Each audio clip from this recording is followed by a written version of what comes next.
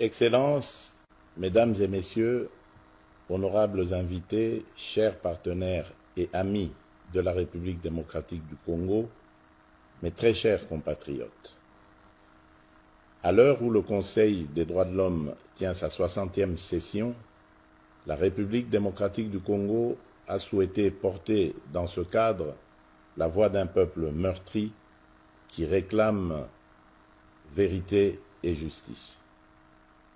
Cet événement parallèle n'est pas un rituel protocolaire de plus.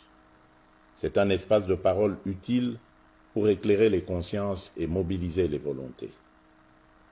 Depuis plus de 3 décennies, nos populations payent un tribut humain insoutenable, familles décimées, villages rayés de la carte, femmes et enfants brisés par des crimes planifiés et systématiques qui, dans leur modus operandi, relèvent pour certains actes de la logique du génocide. Trop souvent, ces tragédies ont été minimisées, relativisées, parfois niées. Nous sommes ici pour briser ce silence, lever le voile et appeler solennellement à la reconnaissance internationale des génocides perpétrés sur le territoire congolais, condition d'une justice qui répare et d'une paix qui dure. Notre plaidoyer se fonde sur des assises juridiques incontestables et sur un corpus de rapports concordants, nationaux et internationaux, qui documentent l'ampleur, la systématicité et l'intention criminelle de ces atrocités. Il ne s'agit pas d'émotion, mais de droit. Pas d'accusation gratuite, mais d'établissement rigoureux des faits. Le débat que nous proposons s'organise autour de 3 axes très concrets. 1. Cartographier les faits à caractère génocidaire commis en République démocratique du Congo au cours des 30 dernières années. 2. Établir l'existence de génocides perpétrés sur notre territoire à l'aune des critères reconnus par le droit international. Enfin, 3. Mettre en place une architecture de justice transitionnelle adaptée à nos réalités, garantissant vérité, poursuite et réparation. Pourquoi maintenant? Parce que notre génération a la responsabilité de rompre le cycle déni, impunité, récidive. Parce que la prévention exige d'abord la nomination des crimes et la reconnaissance des victimes. Parce qu'aussi que la stabilité de toute une région dépend de la capacité à dire le vrai, à juger le criminel, à réparer l'irréparable et à garantir la non-répétition. À cet égard, nous réaffirmons notre ancrage dans la Convention pour la prévention et la répression du crime de génocide du 9 décembre 1948 et dans l'ensemble des instruments pertinents du droit international. Notre démarche est conforme à ces principes. Elle vise la vérité, elle exige la justice, elle appelle à la réparation. Mesdames et messieurs, notre appel s'adresse à chacun des acteurs ici présents.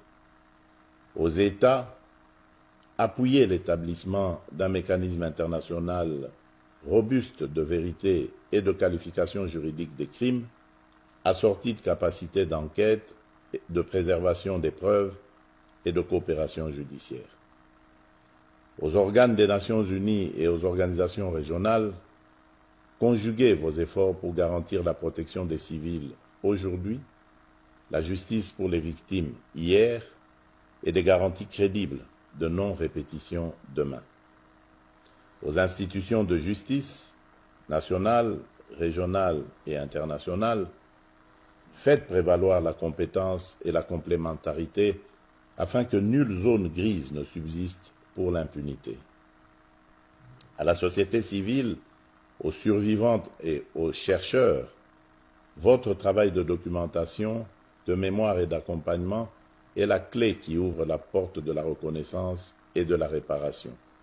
Nous vous rendons hommage. Ce combat n'est dirigé contre aucune communauté. Il est mené pour l'humanité. Reconnaître un génocide, c'est protéger l'avenir en refusant l'oubli et le relativisme. C'est aussi accepter que la paix ne se décrète pas, elle se bâtit sur la vérité et la justice dans l'esprit de la réconciliation, avec des mesures concrètes de réparation, de mémoire et de réintégration des victimes dans la vie sociale.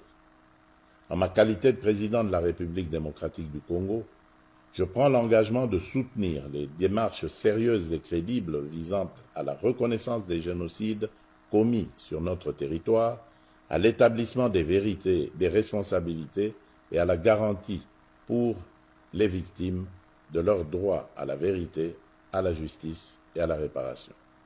Notre main reste tendue pour le travail commun, notre détermination demeure entière. Je forme le vœu que de Genève s'élève une voix claire, ne pas oublier, ne jamais répéter, commencer à guérir. Que cette triple exigence, la mémoire.